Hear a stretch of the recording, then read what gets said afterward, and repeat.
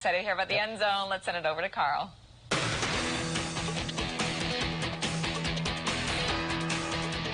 Yeah, hey guys, it was definitely a little chilly out there. Felt like football weather under the lights tonight, but lots of great action with rivalry games and some close finishes. And it was the start of conference play for a lot of teams around the area.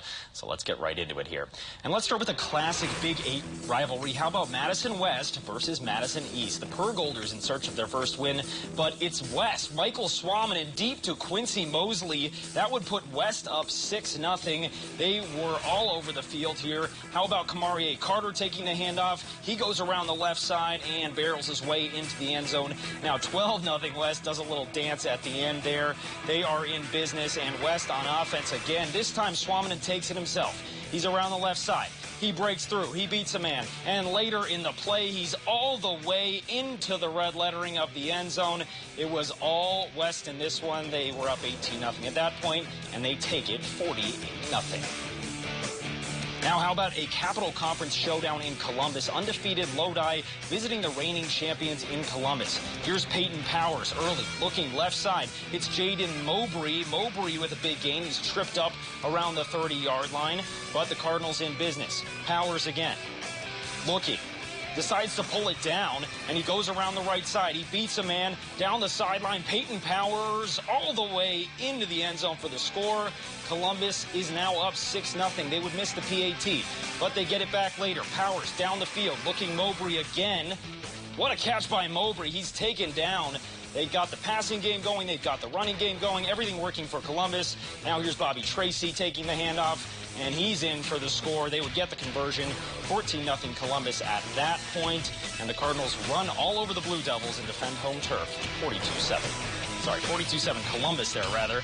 And how about this one? We've got Sun Prairie East taking on Oregon. Oregon's undefeated here, but they go on the road to Sun Prairie East. It's 14-7 at this point, and here's the first play. Ethan Poggles, handoff to Keaton DiMartino. DiMartino down the left side. That's a big gain. Sun Prairie East giving chase. Again, they're in the lead here, but Oregon is driving. Poggles now looking for Braden Hermsdorf and finds him in the middle of the field.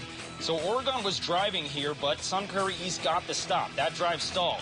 Now Sun Prairie East, Carson Selmer around the left side. He's gaining big yardage. And Sun Prairie East is doing well in business here, but Brady Kaufman, he goes around the right side. Kaufman had that 99-yard touchdown in week 1.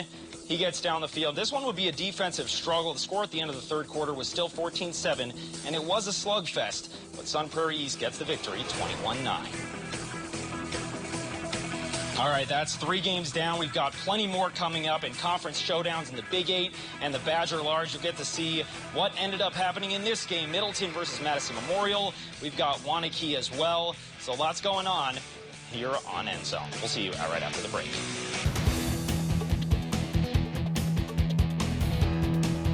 And we're back here on End Zone. All of the best teams in the area on display tonight. And I promised you some conference matchups, so here they are. Let's get right into a heavyweight fight in the Badger Large. A pair of 2-0 teams and the home opener for Wanakee. It was a defensive struggle early, 0-0. Jackson Zukowski looking, but McCoy Smith takes him down for the sack. Charlie Elliott helps out, and the Silver Eagles are forced to punt. On the other side, though, Wanakee on offense. Cole Krause in the pocket, but Monona Grove came to play here. Blitz off the edge. D'Angelo Clay chases down Krause, and Monona Grove gets the stop there. They get it back. Second quarter now. More defense. Zukowski to the outside. Gavin Williams makes the catch, but Chuck Farrell lays him out, and Monona Grove would be forced to punt again. Still scoreless. Can Wanakee get their no-huddle going? Krause with time, middle of the field, and he hits Cooper Johans, his favorite target, for the touchdown. Wanakee finally on the board. This game would go to OT. Wanakee's down 13-7. Krause hits Devontae Bacon to tie it 13-13 in OT, and they win it on the walk-off PAT by Ryan Lutz. Warriors win in dramatic fashion, 14-13. Here's the Big 8 opener for Middleton and Madison Memorial. The host Spartans in search of their first win, but right before the half, Joey Passaglia rolling out and looking deep, drops it right into the breadbasket of Elijah Jackson. He'll take a cutback and a half dozen points, please and thank you. 14-0 Middleton at the break. Second half, Blake Adams for Memorial scrambling. looking, pulls it down, but at the very end, the ball is jolted loose. Middleton knew immediately they could have had it. Graham Pierce forced it out, and August Allen, the big senior, comes up with the ball. So Middleton gets it back. Saglia, he's under some pressure. Goes deep here for Middleton, looking for Chase Rogers, but Ben Foster breaks it up for Memorial. Spartans get the stop. Still in the third, Adams, they're trying to get on the board, and he finds Karsten Feinstein down the sideline. Nice catch there. Spartans moving down the field. Here's Adams again, looking sideline again, but Oliver Wenning is there with the open field tackle on the outside. Middleton's defense just too good tonight. There would be some late scoring, but Middleton stays in control to win, 35-13. And a few other scores for you tonight. One of the state's longest-running rivalries. This was the 125th meeting between Darlington and Mineral Point, and Darlington, the Redbirds take apart the Pointers 56-0 at home. And also McFarland destroyed Whitewater 55-8.